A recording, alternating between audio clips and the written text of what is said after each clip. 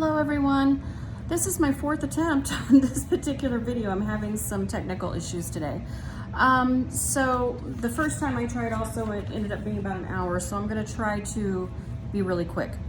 The very basic tools that a person might need to produce any sort of quilling are the things I'm going to go through first. The things that are very basic. You have your quilling tool. This is your board. It has two sides. It has, this particular one has the outline of some circles, which is great, especially if you're doing snowflakes or something like that. These hash marks in here all being evenly spaced is excellent for that. Love it. I think I got this one on Amazon. I'm not 100% sure. It's that Julia, I'm not sure how you pronounce it, but, and I've covered it with Glad Press and Seal. Glad Press and Seal is so much better than wax paper. Wax paper, you pierce it a few times and it moves around all over the place, and sometimes it will still stick to your glue. Glad Press and Seal is great. This particular piece I've had on for at least a month. It's been punctured innumerable times, and it still is going strong. The other cool thing about this is that it stays in place. It doesn't move around. You can see through it. So if you were so inclined, you could put a pattern underneath, seal it down, and the pattern's not moving, and you can and then put another layer on top of your pattern, create, take it off, and your pattern is still fine. The other thing that I do too is I always keep a damp cloth. When I went through the other video about gluing techniques, I went over this. Still some of the best advice I was ever given, and I can use that and just wipe any glue residue right off and you're good to go. So this is a very basic tool. I would recommend always having one. These number 10s, just so you know, are standard to a 17-inch coil. So if you have 17 inches and you know that you're good there, you can just coil them by hand. But if you've got some that are longer, because there are some paper suppliers that do have much longer than 17 inches, and there are some that are shorter. If you cut your own, they're going to be shorter. So it will, if you use this as a guide, you can match that to your 17-inch standard. And you can also, if you have a pattern that you're going by, it usually is based on a 17-inch length of coil. So this is your most basic. It's it's the size of a pencil. It's got embossing on one side and the slotted tool on the other. Very self-explanatory. You use this and just turn it with your fingers. I always use my fingers as a guide. There is a tool, and I'm not sure I would be able to find it because it came with something that I had and I've never used it except one time when I tried it and I didn't like it. But there's a tool that will actually sit down over the top of your quilling tool, and as you turn it, it's pretty big. It keeps your paper lined up, so it keeps it from doing that tornado thing. Like if you did a loose coil and the top of it's popping out or the sides of it are popping up, it will keep that from happening. I do the exact same thing and accomplish the exact same thing simply by keeping my fingers here and pinched. Eventually your fingers won't even have paper cuts because you will get so used to it. Or you can even use a Band-Aid. I'm not wearing it for that reason, but that will help. You can put Band-Aids on your fingers, or you can use some super glue and let it dry on your fingers, and this is like second skin. It won't cut you that way. My favorite quilling tool and coiling tool is this particular one, because this stays stationary while this part turns.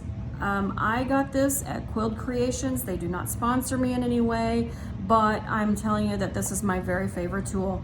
I like to stick it in my palm. I load my paper into the slot and I can turn it, and I don't have to do so much wrist action. It's also much quicker. I can turn this quicker without having to move all of my fingers as I do with this one. The thing about this one is it has a very small slot. I'm not even sure that you would be able to see it because it's very tiny. So it's a little bit more delicate. This one has a bigger slot. In fact, I use this one if I'm going to put 2 or 3 pieces together to make a nice scroll or something, or if I'm doing a two-tone tight foil. I like to put them in this one because this end accommodates that a little bit better. The embossing is for if you have a piece of cardstock and you are going to do an on-edge design, you want to press down and emboss so that you have a channel in which to put your glue, and then ultimately your strip will fit into that little channel. Don't know if you can see that or not, but that's what this is for. And it does work great, especially if you want to put glue in this little channel right here. That's the best way to do that, to keep your on-edge design standing erect. The next thing, next couple things I'm going to show you are tweezers. There are lots of different kinds of tweezers. These are just your regular kind where you just pinch and you are controlling what happens there. I personally don't like these. I think they're cheap, and the metal themselves is bendable, and I just don't like it. But it all comes down to what you're used to. I prefer a reverse action tweezer because they have multiple uses. Again, this particular one came from Quilt Creations. I've probably got 10 of these or more, and I use them maybe a little more untraditionally. But if I have a lot of things that I'm creating for a large piece, and especially if they're just regular coils, I will glue them and hold them together with my tweezers, hang them off the edge of my board till they dry. It's much faster, especially if I have all of these full and I still have 30 or 40 of them I need to produce. I will do it this way just because it keeps me moving and on track instead of waiting for glue to dry and all that good stuff. The next thing that I'm going to show you is scissors. Regular scissors are great. These are some that I've had since God was a child, and they're perfectly fine. However, I also do needle crafts, and I pulled these out of my embroidery stuff because I like these because the tip is so incredibly tiny. Don't know if you can see it, but I can get down into the middle of a design if I need to trim something off, or I can get super close if I've already glued down something and I just want to trim it up. I can get much closer with these. These are a little more pricey. These run, $15 to $20, but they are embroidery shears, so if you're going to look for them, that's what they are. Don't know what the brand is. These are just regular old Fiskars. Again, had them since God was a child. I've used them for everything, from cutting gum out of hair when my kids were little to crafts and sewing. I've used them for decades. Great little piece scissors. The next thing I'm going to show you is this. If you saw my video on glue and glue applications, you're going to know that this is my favorite way to do that. And I'm going to show you a couple things with that, but I usually have some sort of little bowl. I can't even lie. I think I probably picked this up from a restaurant somewhere. They probably put it in my to-go thing or something. I've got a couple of them, so that's kind of my guess is where those came from. But I think the statute of limitations for that theft is over, because that would have been a million years ago. If I stole them, I don't know. I doubt I did, but anyway. And then I use a small artist brush in order to apply that glue. The other thing that I always keep on my station is a damp cloth. This is the best thing you can do for yourself. Dry glue is going to get on your fingers, it's going to get on your tools, it's going to get everywhere, and it's always great just to have something to wipe your fingers on or to wipe your tool down so that you don't have dried glue that flakes off onto your next piece, especially if you're working with dark paper. Dark paper is just the worst. It looks like, if you don't keep things clean and neat and your fingers clean and neat when you're doing it, you're gonna have stuff that looks like dandruff on it, and that's your dried glue that got stuck to your tools. So watch the video on gluing. I go through all that, but it's super important if you want to keep your piece nice and clean. The next thing is these little glue bottles. They have a needle size applicator. These are fine. I show in the gluing video why I don't like them as much, but they're fine. One thing I do want to say about these though is you have people that'll tell you, I got 3 of them for $4 or whatever. Let me tell you something. I ordered a bag full of these on Amazon and I spent $8. And I think there's about 40 of them in there. So I've got these little bottles until I die. But I have several of them that I fill with different types of glue. Like this particular one is a really hard setting glue, so depending upon what I'm working on. And then this is just a clear craft glue.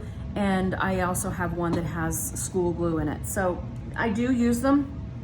However, when I do put them on a strip, I still use a brush, or I use the edge of this to soothe out that glue so it doesn't get all gommed up and leak out the sides.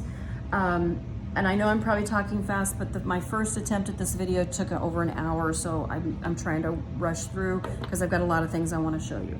So those are the very basics. If you want to start quilling tomorrow, you can do that.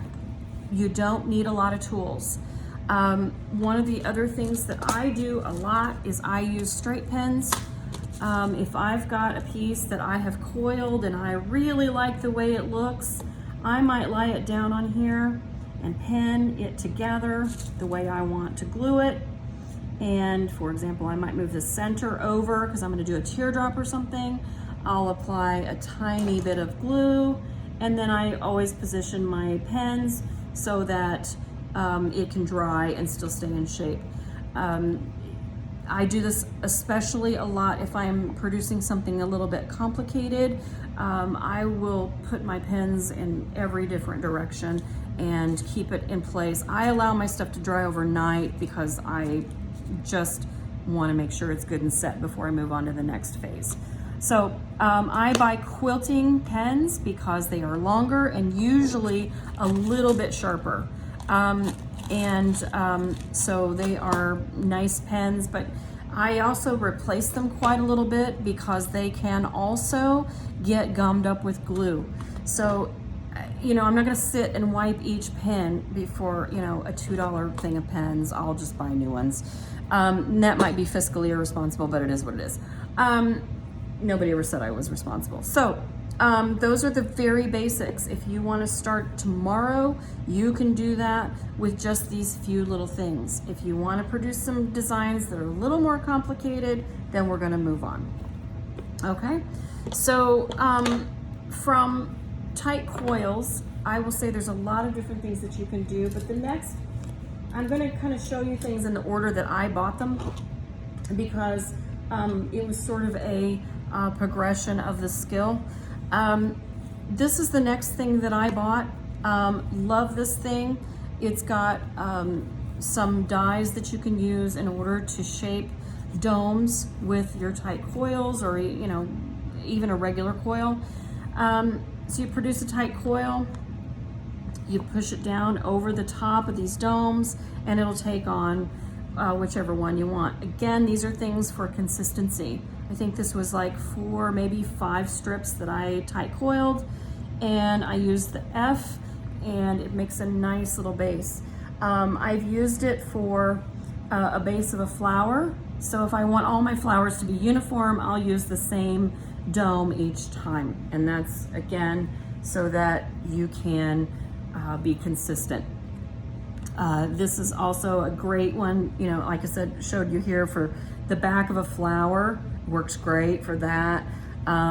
If you want to set a flower down inside of a coil, which is what this one is, I didn't dome it very high because I wanted it to just hold the piece together, but this is a great thing. I also will flip it upside down, and I was working on this particular one yesterday, and I just plopped it in there because what I did is I took a little bit of pastels and I just brushed on a little bit of color so that it would be very subtle. I wanted it to look as real as possible, so I was very careful and made very subtle coloring on it. I don't even know if you can see it, but it's got a little bit of pink kind of down in there a little bit, and that's how I held it in place when I did it.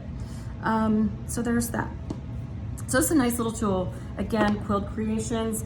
I don't remember what this cost, but it was one of the first things I bought because I just absolutely love being able to use this side. The other thing I've done is I've taken flowers that maybe I want to be a little bit convex, and I'll put them in here and then just maybe set something on top of them so that the petals will come up.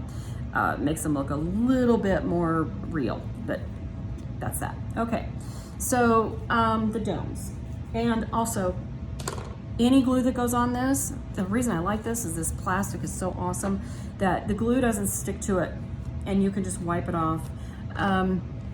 Because the glue doesn't stick to it is also a reason that I use these if I've got something on the other side that I do want to have sort of cupped. I will use it for that. And sometimes the glue will leak under my piece or whatever, and it wipes right out. Great for that. The next thing that I bought is a comb. This particular, in my first try at this video, this was still on here, and I had it at the end. And then once you pull it off, you can just shape it into any piece that you want. This particular comb was not my favorite. It came from a quilling website. One of the things that's great about it is it does have this really straight edge, so if you're new and inexperienced, you might want to push it up against there so that your coil or your piece is nice and flush, and you don't have anything like sticking up in the middle or on the edges, because this straight line will help you to keep it in line. I personally don't like to use it that way. I like to use the ends because I like to utilize every single piece of the paper. I want to be able to make as many loops as I can, and if you're in here, you can't make as many loops because it's harder to get it back around. But this particular shape I made on this particular comb. But because I wanted it to look a little more delicate. So I went to my local pet store and I bought a grooming comb. This particular one I really like because it's metal and it will withstand anything. And I use these finer teeth the most, but they do also have these which are very close to what I had on the one that I bought specifically for quilling. So my thought was this was a more universally usable item than just the regular quilling comb. These fine teeth again are my favorite because I like them to look a little more delicate. So this particular thing, each one of these little pieces, which is, you know, one piece is right here. It's this piece right here. I produced on this, okay? It's just a matter of wrapping them. And the other thing that you can produce on this are going to be a little more intricate design. It was a comb design that I folded in half and to create these that look like leaves. I like it because it's a little more delicate, whereas you can also produce this particular shape on a husking board, which I'll go over in a minute. But I like using the comb because I think the comb just gives it a little more delicate look.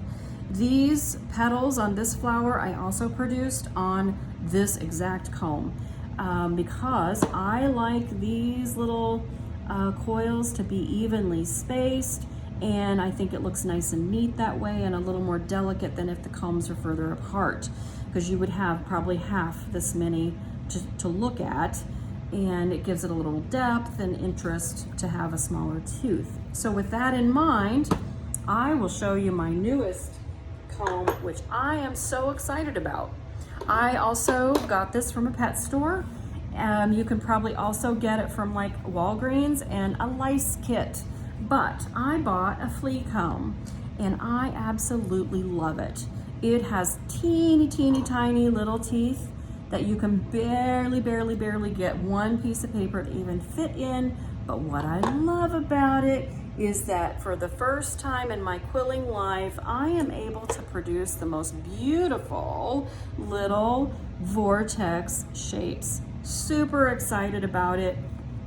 If you take a look, I was trying to produce vortexes from a coil, a loose coil, and manipulating the turn with my fingers, but they just turn out so much better with this little bitty thing. This was $1.99, again at a pet store, but if you've got a lice comb, that'll work too.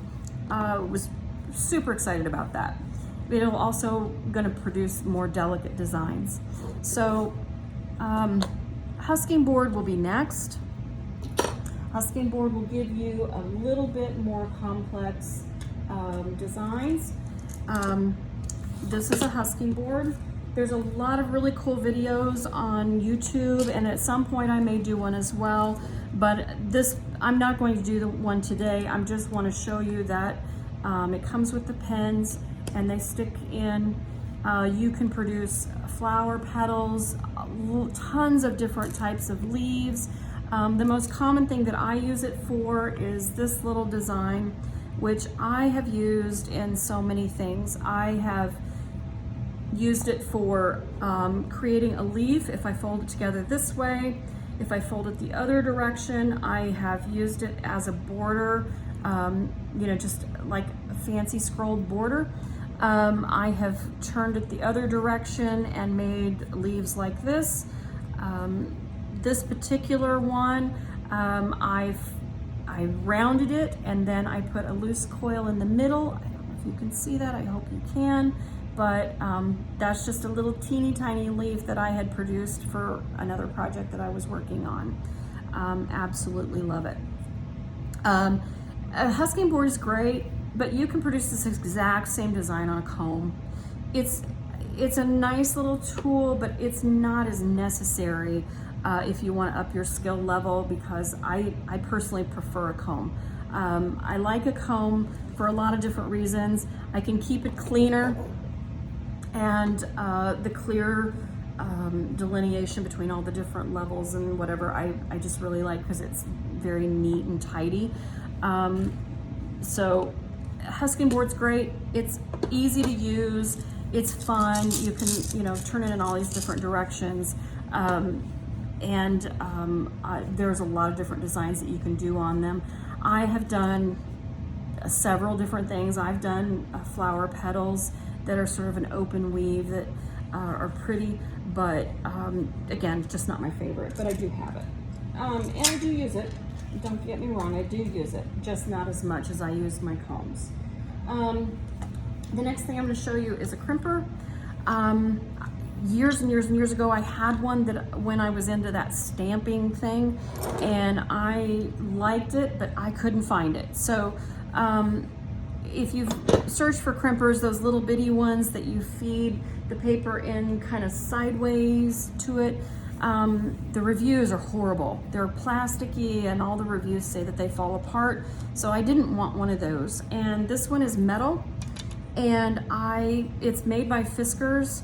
I checked Fiskars' website, I didn't see it, so I checked eBay. I think I spent 12 bucks on this, maybe a little more, I don't remember exactly.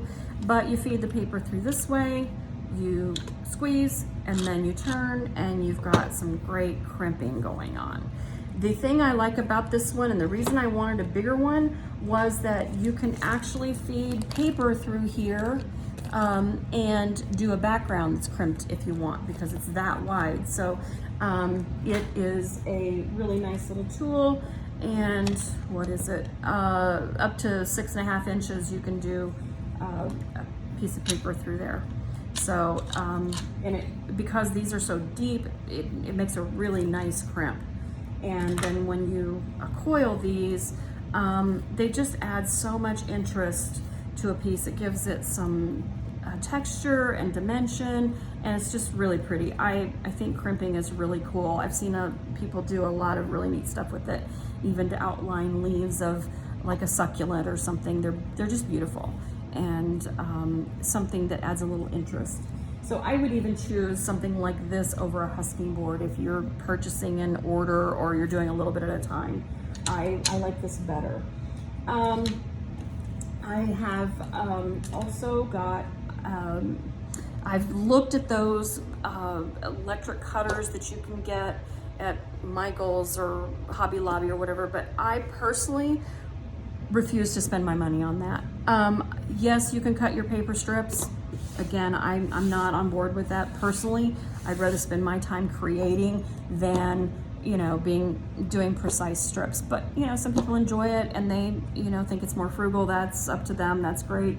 I've actually done the math of, you know, how if you have to buy your paper retail and you had to buy the machine, it would take, you know, 5 years of quilling projects to get your money back on that deal. So if you use it for other things, great. I'm just saying from my personal perspective, I won't buy it. But one of the things I did buy that I really like, and it was inexpensive, is a die cutter. In order to produce these little pom-poms, really is what I wanted. But dies come in all different shapes and sizes. You can even do ones that cut out the little miniature rose things that you just roll up and they'll make a rose. The ones that just have random petals. There's lots of them out there. I just chose this particular set because I just wanted to do the pom-poms. And you can do the little pom-poms with any of these three, okay? But how it works is, and again, this is Quill Creations, not my sponsor, not saying that's the only place to go, but it's my favorite. So how it works is you put your die upside down on your A, then you put in a piece of paper, you know, whatever you choose, and then you sandwich it between this. And then this is the little machine. It's called a flutter cutter. I bought this because it was inexpensive. It was only about $30, $35. I don't remember exactly. You can check their website.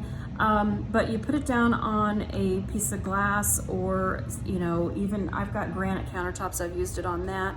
And then you lock it in place with this. It won't do it on my little work surface here, but that's what it's intended for. Then you open up both sides, okay? Then you take your little sandwich that you made with your paper in the middle and you feed it through, okay?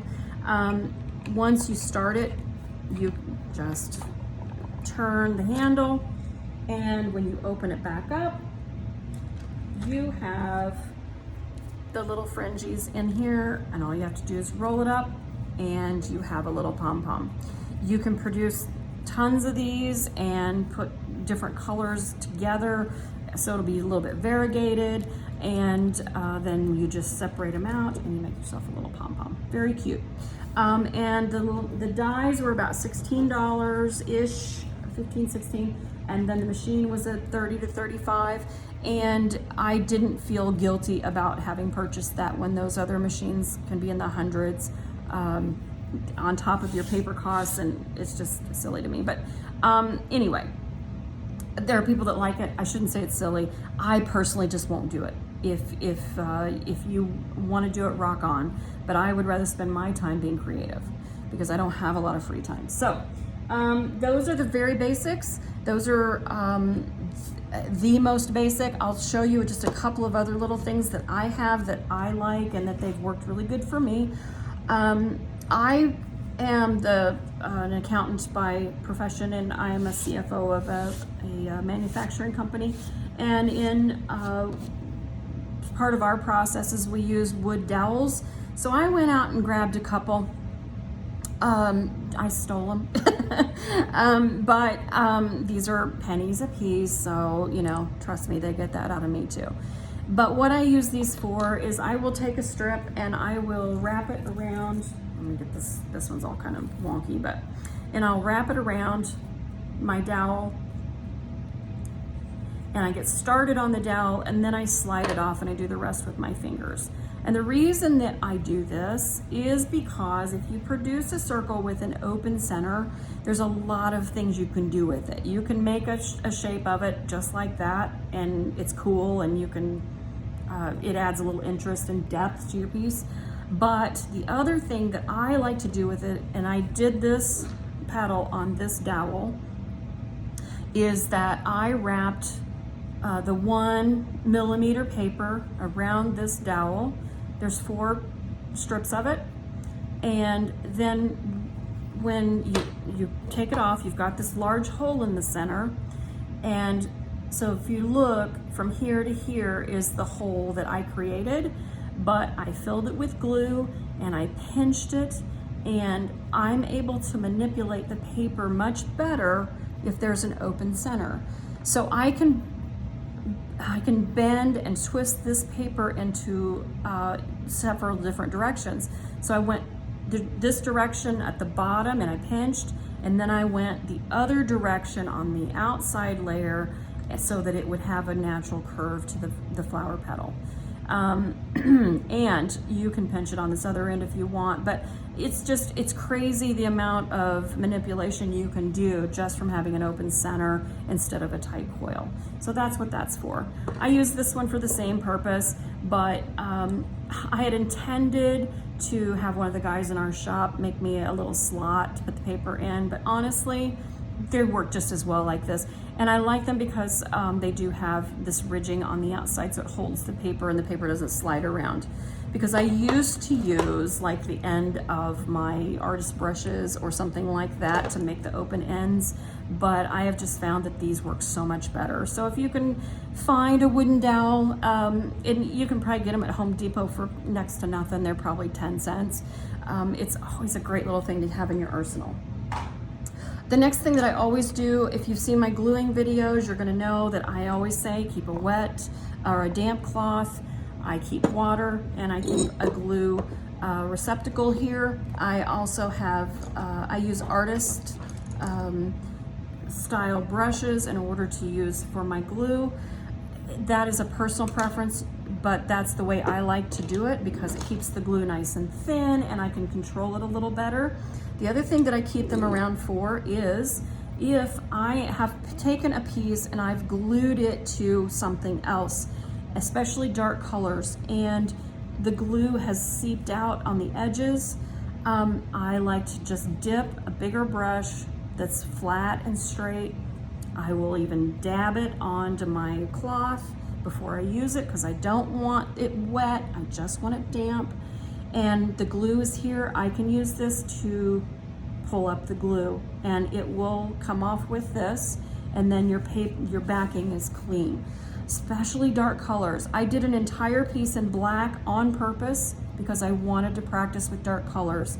Because if you don't keep the glue clean by either wiping your tools or wiping your surfaces, you're gonna end up with the little flecks that look like dandruff. And that can ruin an otherwise beautiful piece. So, you know, I would encourage you to practice with dark colors. The black piece I have is black on black, and it's the piece that I get the most compliments on, and it's the piece that everybody seems to love the most. I did a black on black with white flowers, and then I put a red center in one of the flowers, and that was the only color. It's a little bitty piece of red in one of the flowers. But anyway, so these things are just, in my opinion, the best way to keep your area clean. I continually, like if I'm doing, say for example, this pattern, this is the pattern I did with my black on black piece, and I did literally hundreds of these. And so in between each piece, because I was working with black, I would just take my comb and make sure that I wiped all the glue off and I was ready for the next. And because it's damp, this is not wet, it's not gonna buckle your paper. Okay, moving on. A couple other things I always like to keep around my work area is I always keep artist brushes because sometimes I will have a whim that I want to add some color. This particular piece, not sure if you can see it because it's very subtle, but I took one of my artist brushes and I used pastels, which is basically colored chalk, but they're a little bit more color choices and a little bit nicer texture. And I did it dry, but I just got a little bit of color on my brush and I brushed it down inside where the petals are to make it look a little more authentic and real. I did pink and yellow on this particular piece. So I always try to keep those around. And then I always keep a blending brush, just like when you're doing your makeup. If you have some pieces on there and you want, or if you've got some color on there and you want it to blend, just run it over, and that's all you need. I keep these around. My son and my daughter-in-law are both professional artists and working artists, which I think is key, working and self-sufficient. And she actually represents a very high-end line of art supplies. So I'm probably luckier than most because most of these were given to me, but you can pick up some really cheap ones. You can pick up an entire, sleeve of them, all different shapes and sizes for like $5 at Walmart or one of the craft stores. Very inexpensive to keep around. And, I'm continually, I will use, and just brush like my piece, like before I sit down to do, if there's any sort of debris or dust or whatever, I just always use them to keep things clean. The other thing that I bought, really inexpensive, but I use them quite a bit, are dental tools. I bought these at Harbor Freight, and I think more came with this, but I didn't buy them for the purpose of quilling, but I do use them quite a bit. You can see they've got nice little angles, and this one, you can't see it, but there is a tiny little hook on the bottom of this one. And it's saved my butt more than once. So if I've got an open coil and piece of debris or a piece of glue or something is down in there, I can get down in there and hook it and pull it out and keep it nice and clean. Again, not necessary, but they're handy. Because if you buy like a beginner's quilling set or something, that's gonna come with one of these little poker things. And I honestly got this probably with a set or with something that I bought and I've never used it, because I'll either use a pen or my dental tools instead. And again, I got them at Harbor Freight, so they probably spent $3. Not very expensive. The other thing that I have in my arsenal that is a little odd and different is a pair of pliers. These I bought at a beading store, and I really like them because they do have this nylon tip, and I'm getting a little older, so I don't have as much strength in my hands as I used to. So if I have a really tight coil that I want to pinch into a petal shape or something, I made a piece for a wedding, and I literally did hundreds and hundreds of these, and by the time I got not even halfway through, my fingers were sore and I couldn't even hardly use my fingers the next day. So I use this, and I will pinch just a tiny bit at a time, and just kind of run down the coil with it, and it makes a perfect little pinch. So it's not necessary. I got them at a beading store. I think they were $12. Where I work, we have a beading store just down the street, so I will go in there every once in a while and just look at the tools, because there's some really cool tools in there. Because I also do, from time to time, use seed beads and stuff like that in my pieces. These are just my very basic tools. There's, a lot of things you can do to be very creative and use what is at hand. I am a firm believer in trying to use what you have rather than going out and spending a lot of money. So I hope this gave you a little bit of insight. I don't know what my next video is going to be, but if you will like my video and comment below if there's something in particular you'd like to see. I'm trying to keep them simple for beginners. The last thing I'm going to show you before I get out of here is so I'm going to put these little vortexes down here because they're so cool. But I bought a magnifying lamp, and I will tell you that this is one of the best things that I've bought. As a person who's over 30 by quite a bit, this is a great tool, and it's been super important to me because I like detail and I like to continue to do detail. So to be able to see a little bit better, and with the lighting, I just absolutely love it. And I'm going to tell you that I also have this light that I forgot to turn on. And I think I forgot it in my last video too, so my apologies for that. But it's a much brighter light. If you will like and comment below and give me any suggestions that you'd like to see for something I haven't covered, let me know. My next video, I'm likely going to cover some very basic shapes and coiling techniques that will keep things flat and not have your tornado effect, so to speak. But I'm going to do some very, very basics. And I thank you again for watching.